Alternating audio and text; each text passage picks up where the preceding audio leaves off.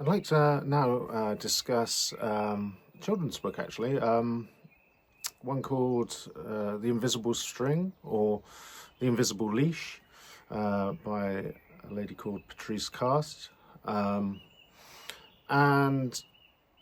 it's something I read recently. I've been doing a fair bit of reading and also been exploring loss within the context of children's books, young adult literature, that kind of thing.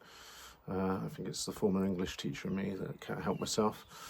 First of all, absolutely beautiful books. I've got them here. The Invisible String, and it's just got some beautiful sort of illustrations, and it's meant for children 4 to 8 years old.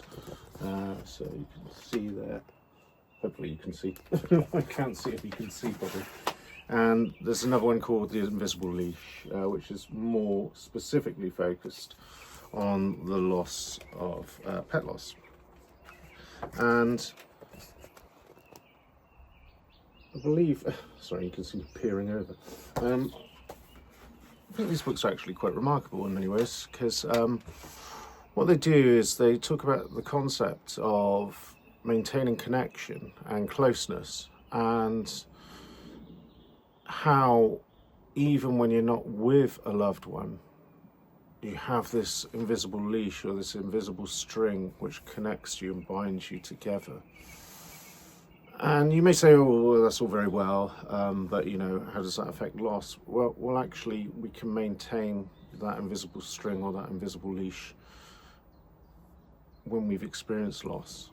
And then you might quickly come back and go, well, that's all very well, nice little fairy tale, you know, that kind of thing. But no, something I alluded to earlier in terms of pet loss, grief therapy.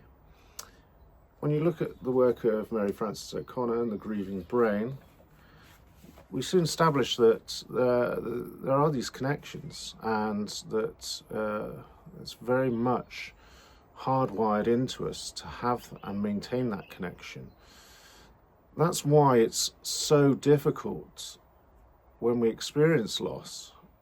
You know, I feel a bit cold talking it from such a technical perspective, but it's true. It really impacts the sort of sense of closeness and the ability to understand what's going on, why is this happening. Our brain literally cannot compute.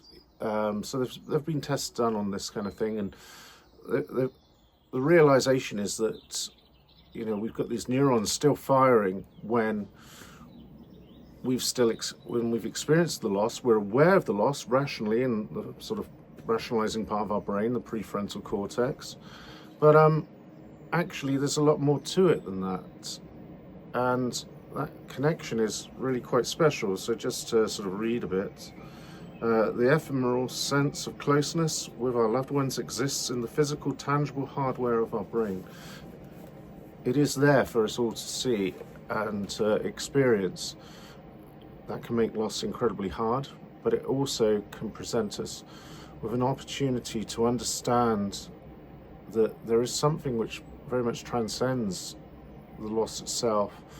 And sometimes we might want to work with continuing bonds in a healthy way, something that needs to be managed quite professionally in many ways if grief is problematic, if it's enduring, lasting for a prolonged period of time, dependent on the sort of bond you have and how it's impacting your day-to-day life. But I'll talk about that in more detail in another video. But just to say that, you know, in many ways there is the invisible leash. That is actually spot on, and there is the invisible string. And if we accept that, we can, from a therapeutic perspective, start to explore ways to maintain a healthy connection. I think it might be Mary Frances's book, or it might have been another book. They talk about, you know, when people experience loss, you look at Hollywood films and it's almost like portrayed like Psycho, you know, like if you maintain some sort of connection to a departed one, or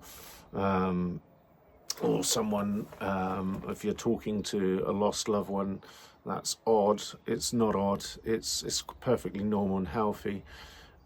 It's really just an aspect from my professional perspective of just seeing how grief is manifesting itself for you, and then making sure that when designing things like continuing bonds and collaborating with someone experiencing the pain of loss, how to manage that in the best way to enable you to integrate it within your life.